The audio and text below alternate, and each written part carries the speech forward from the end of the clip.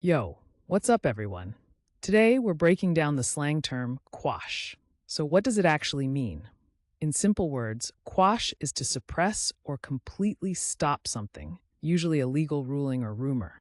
People use it when they want to nullify or put an end to something officially.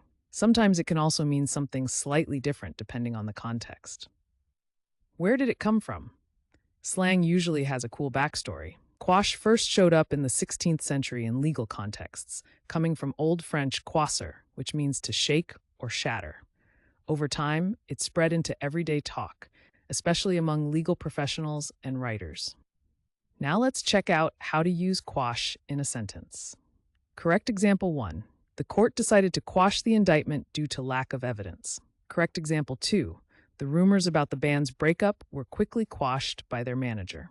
And for laughs, here's a wrong example. My grandma said quash at Sunday dinner, and everyone just froze. See how slang adds personality and vibe? Using quash right makes you sound natural, but using it wrong can be hilarious. Quick recap. Quash means to suppress or stop something completely. It started in legal language in the 16th century, and now you'll hear it in conversations, online, or even in music. Now it's your turn.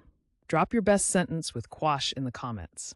And if you want to learn more slang and fun word histories, don't forget to subscribe and join our community here every day.